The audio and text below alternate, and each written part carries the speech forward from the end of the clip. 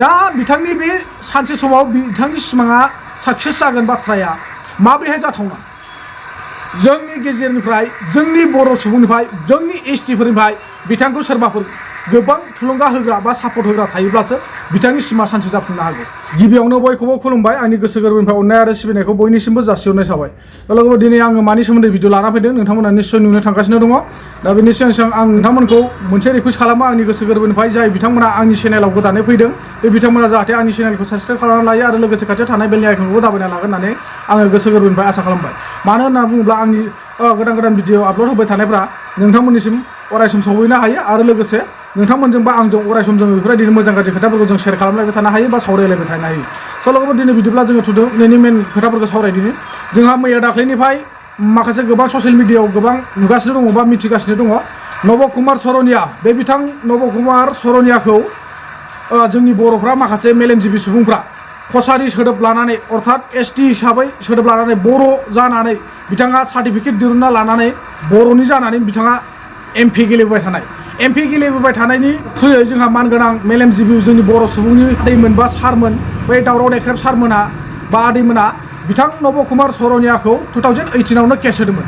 दा बे 2018आव केस होनायनि उनाव दिनै बिथांखौ माने बर' नङा बा एसटि नङा होननानै जोंहा फोरमान जाबाय बा रोखा जों बिनि फोरमानखौ मोनबाय नङा होमबा। दा बिनि बेलायाव आदै दावराव मोना बुंदों जे बा दावराव देख्रेब सारमोना बे बाथ्राखौनो बुंदों दिनै ससियेल मिडियानि गेजेरजों जोंहा नब कुमार सरनियाखौ 2018आवनो मा होनदों केस होनायनि खोथा बुंदोंमोन बिथांमोना। बे केस होनायनि गेजेरजों नब कुमार सरनियाया दिनैनि दिनाव फाइनाल जाफैबाय जि बिथाङा आरो एसटि महरै एमपि इलेक्सन दारायनो मोनलिया बा गेलेनो मोनलिया बे खोथाखौ बुंदों। नाथाय बिनि उनाव होना थांगासिनो दं जे जोंहा नब कुमार सरनिया बे बिथिंनि गेजेराव मा खोथा बुंदों एबा कर्टनि माखासे कपिफोरखौ लानानै बिथाङा मा खोथा बुंदों नोंथांमोना बिनि भिडिअखौबो जोबजासिम नायोब्ला नुनो मोनगोन बा बुजिनानै लानो हागोन। थ' लोगोफोर आं बांद्राय गोबाव खालामाजासे नोंथांमोननो आङो दावराव देख्रेब आदैमोन बुंनाय बाथ्राफोरखौ बा सारमोन बुंनाय खोथाफोरखौ नोंसोरनो दिन्थिनो थाखाय रेडि जाबाय। नोंथांमोना जोबजासिम जाहाथे भिडिअखौ स्किप खालामाजासे नायलांगोन आरो नायनायनि गेजेरजों बुजिनानै लागोन होननानै आं आसा खालामहरबाय। मोनसे बाथ्राया बेनो जे जोङो 2018आव जों मोनसे केस होबोदों बे सनियाफोरनो बर' कसारि सार्टिफिकेट होनायखौ लानानै जों केस होदों 2014आव सनियाफोरनो बर' कसारि होननानै सार्टिफिकेट होनायखौ जोङो चेलेन्ज खालामनानै हाइकर्टआव केस होदों। बेयावबो हाइकर्टआ बुंखादों बे सनिया बर' कसारि नङा आरो बे बर' कसारि नङै जाथिखौ ट्राइबेल नङै जाथिखौ अबेबा ट्राइबेल जाथिजों माने सोसनफानाय सार्टिफिकेट दाहो हाइकर्टआ बुंखादों। आरो बिनि उनाव आरोबाव 2018आव 5 जुन खालि आरोबाव माने WPTBCआ माने मोनसे अर्डार दिहुनबावबाय जे माने सनियाफोरनो कसारि होननानै सार्टिफिकेट नांगौ बिदि होननानै माने अर्डार दिहुनबावदों। आरो बे अर्डारखौ लानानै जों आरोबाव आलाजन बसुमतारी आङो दावराव देख्रेब नार्जारी ओमफ्राय जा कख्लाबारिनि NGO दंमोन आनइमप्लयड इउथ एस'सियेसननि रन्जित बसुमतारी जों साथामजों केस होनानै बे केसाव जों देरहादों। आरो बे केसाव देरहानानै WPTBCखौ हाइकर्टआ माने गोख्रों अर्डार होदों जे ट्राइबेल नङै जाथिनो बोरैहाय नोंसोरो एखम्बा बर' कसारि एखम्बा कसारि होननानै सार्टिफिकेट हायो बिसोरनो होनो मोना बिदिनो अर्डार होदों। ओमफ्राय ट्राइबेल माबायाबो WPTBCआबो बे जे माने सनियाफोरनो बर' कसारि होनाय ओमफ्राय कसारि होननानै सार्टिफिकेट होनाय बे अर्डारखौ बिसोर उइद्र' खालामना लादों। आरो बे उइद्र' खालामनाय लोगो लोगोनो नब सरनियानि सार्टिफिकेटआ इनभेलिड जाखादों सोलिया जाखादों। बेनि सार्टिफिकेटआ 2018आवनो सोलिखालामोन बे सार्टिफिकेटआ बेजों बे एमपि जानो हाखाला दारायनो हाखालामोन बे जोबखाबाय बेनिफ्रायनो बेनि एमपि माने दाराय मोनैया बेनि जथेस्थ' नङा जोंनि थाखाय बे दारायनो मोना बे जथेस्थ' नङा बे दारायनो मोना बे थिगानो जाबाय खिन्थु बे पानिशमेन्ट मोननांगौ। दाथ' नोंथांमोना सार दावराव देख्रेबमोन बा आदै दावराव देख्रेबमोन मानगोनां जोंनि बर' सुबुंनि माखासे मेलेमजिबि सुबुंफोर गोबां बिथां नब कुमार सरनियानि सोमोन्दै खोथा बुंनायफोरखौ नोंथांमोना खोनानो मोनखादों नङा होमब्ला। दा बिनि गेजेराव निस्सय आंबो बेखौसो सानहरदों बा नुहुरदों बिथां नब कुमार सरनिया गुबुन हारिनि जानानै जोंनि एसटिनि सार्टिफिकेट लानानै एमपि इलेक्सन गेलेलांबाय 10 बोसोर बिथाङा एमपि पावारखौ लानानै गोबां मोजां खामानि मावलांबाय बा गाज्रि खामानि मावलांबाय। नाथाय जों नों आं गैयि फिसाफ्रासो माबोरैहाय खेबसे गोरोन्थि मावफ्लाङोबा दायनिगिरि जायो एबा साजाखौ मोनो। थिग बेबायदिनो जोंहा बै सोरबा MLA MPआ पाब्लिकनि सायाव बा जों मोनसे हारिनि सायाव गिदिर गेना गोरोन्थि मावनायखौ जोङो निस्सय साजा होनो हागोन ना हाया जोंहा बिनि थाखाय गोबां कनफिउस जानानै दङ। आरो हायाब्ला मानि खारनाव हाया बिथांमोन बायदि हारिनि बा समाजनि खामानि मावनायाव गुबुंले खालामना होग्रा मोनसे हारिनि नाम लानानै बेसेबांबा गिदिर बिथाङा गावखौ बर' होननानै सिनायथि होनानै बा गावखौ ST होननानै सिनायथि होनानै बिथाङा गोबां रायजोखौनो थगायबोदों बा सरकारखौबो थगायबोदों बिनि फिननाया मा जागोन जोंनो बेखौ जोबोर गोनांथि जादों मानो होननानै बुङोब्ला दिनै निश्चय नंगौ बे दावराव देख्रेब आदैमोन बायदि बा माखासे जोंनि बर' सुबुंफोरनि मेलेम जिबि सुबुंफोर बायदि थारैनो जुदि गासिबो सैथो खामानिखौ ज' जानानै मावलायजोबोब्ला जोंनि बर' हारिखौ रावबो फेरलेबसेबो हिलायनो हानाय नङामोन आरो सेरनायनोबो हानाय नङामोन होननानै आं सानो दा नोंथांमोना मा सानदों निश्चय कमेन्टनि गेजेराव फोरमायहरगोन होननानै आं आसा खालामदों आरो नेनानै दङ नोंथांमोननि कमेन्ट सेक्सनाव मा लिरनानै हरो बा मा फोरमायहरो आरो बेजों लोगोसे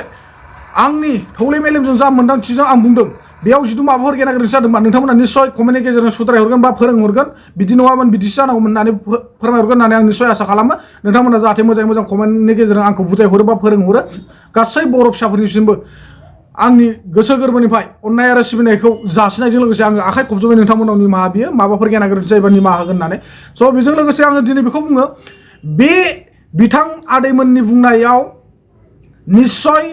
गेना गोरोन्थि जेबो गैया होननानै आं बेखौसो नुहुरदों मानो होनोब्ला दिनै सासे गुबुन मानसिया बा सरनिया मानसिया माब्रैहाय जोंनि ST बा ट्राइबेल बर'नि जायगायाव बिथाङा इलेक्सन दारायनो बा खाबु मोनखो आरो बिथांनो बे खाबुखौ सोर होखो नोंथांमोना निश्चय कनफिउज जानांगौ जादों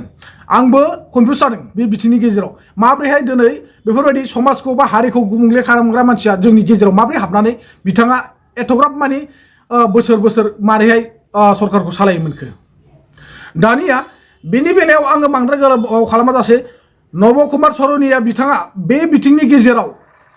अर्थात बे बिथांखौ जोङो ST नङा होननानै फोरमान होसेयावबो बिथाङा दिनै मा खोथा बुंदों एबा बबेनि मा सहाय लानो नागिरबाय थादों बिथांनि बुंनायखौ नोंथांमोना निश्चय नायनानै लादो नमस्कार ইতিমধ্যে গোটেই সমগ্ৰ অসমত যথেষ্ট হয়লা হৈছে যে নৱকুমাৰ শৰণীয়াৰ ST ষ্টেটাছক লৈ ইতিমধ্যে আপোনালোকে দেখিছে যে এইখন হ'ল স্পিকিং অৰ্ডাৰ ইয়াত স্ক্ৰুটিনি কমিটিৰ ষ্টেট লেভেল স্ক্ৰুটিনি কমিটিৰ চেয়াৰমেনৰ পৰা মেম্বাৰলৈকে চিগনেচাৰ আছে ইয়াত লাষ্ট লিখিছে যে শ্ৰী নৱকুমাৰ শৰণীয়া চনবলে লক্ষীকান্ত শৰণীয়া এলাইচ লক্ষীকান্ত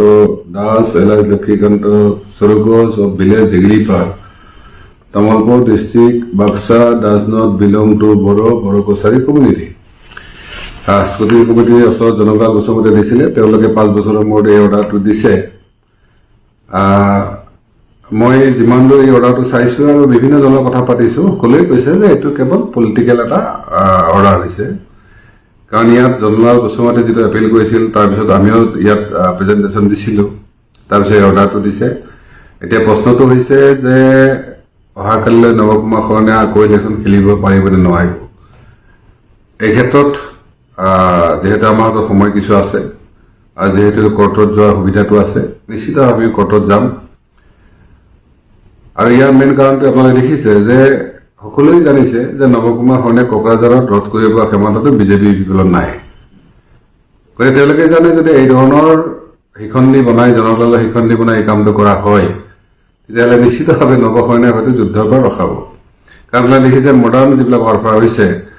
তাত আগৰ নিচিনা সৈন্য সামন্ত মাৰি মেলি ৰাজাক বধ নকৰে কমাণ্ডাৰ বধ নকৰে এতিয়া কেনেকৈ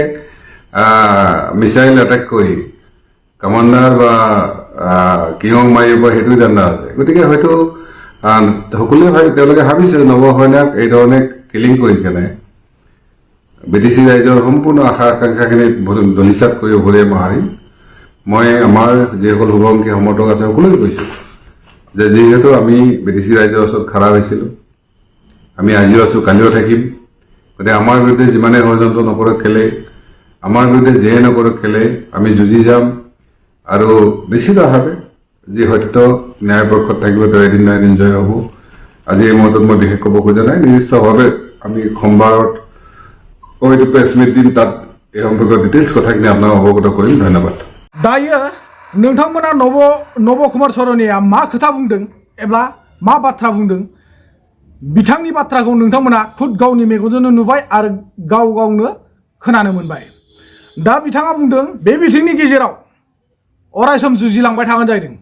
अब्ला बिथाङा जुजिथारनो गोसो दंब्ला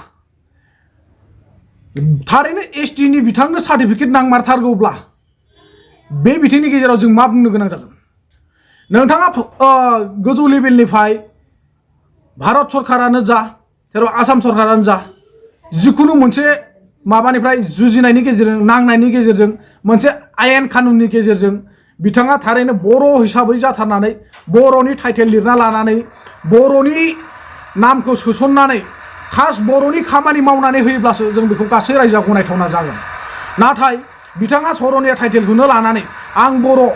आं एसटि होननानै दिनै बेफोरबायदि बुंनानै जुजिलाङोब्ला बेवहाय जोंहा बर'फ्रा सोरबा सापर्ट होगोन नामा दा बिथांनि बे सानसे समाव बिथांनि सिमाङा साक्सेस जागोन बाथ्राया माबोरैहाय जाथावना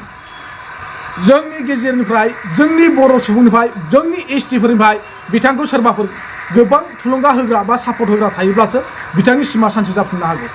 सर बेयाव जोंहा खर' सानांगौआ मेन बाथ्राया बेसो जोङो बर' जानानै गुबुन सोरबाया जुदि बर' जानो सानोब्ला बर' नङालासिनो बिथाङा एसटि नि सार्टिफिकेट लायोब्ला जों बेयाव हेफाजाब होनो हागोन नामा आरो हायोब्ला माबोरै हागोन गुबुन जाथिया जोंनि गेजेराव थानानै जोंनि गोजोन खौसे संसार जालांनायखौ जोंनि बिदा फंबाय अनलायनानै संसार जानो साननायखौ फेर बेथेर खालामना होयोब्ला बे बिथांखौ जोङो माबोरैहाय निमाहा होथावो ना निमाहा होथावा नोंथांमोना साननानै नायदो नोंथांमोनहा बेफोरबायदि बर' समाजनि गेजेराव गुबुंले खालामग्रा मानसिखौ आंनिब्ला दावराव देख्रेब सारमोना जिबायदि खोथा बुंदों बे एमपि इलेक्सन गेलेनो मोनला बे बाथ्राजोंल' जानाय नङा आंनिबाबो बिथाङा निस्सय मोनसेब्लाबो साजाखौ मोननांगौ आरो बे सरकारनि रुल बायदियै साजाखौ मोनथारनांगौ होननानैसो आंबो आसा खालामदों मानो होननानै बुङोब्ला जोंनो बेफोरबायदि बर' समाजनि गेजेराव गुबुंले खालामग्रा मानसिखौ बा बर' हारिखौ थेर बेथेर खालामदों बे दान्दिसेनि थाखायब्लाबो आरो बिथाङा एमपि सालायनाय समाव जोंनि बर'फोरनि गेजेराव मा मोजां खामानि मावनानै होदों बेखौ निस्सय नोंथांमोना गासिबो मिथिखागौ आरो आं बारा गोबाव बुंनो थांलिया नोंथांमोना गाव गावनो साननो हाखासै बुजिनो हाखासै नङा होमब्ला बेखायनो आं दिनैनि भिडिअखौ एसेखिनियाव फोजोबनाय जाबाय जय हिन्द बर' हारिनि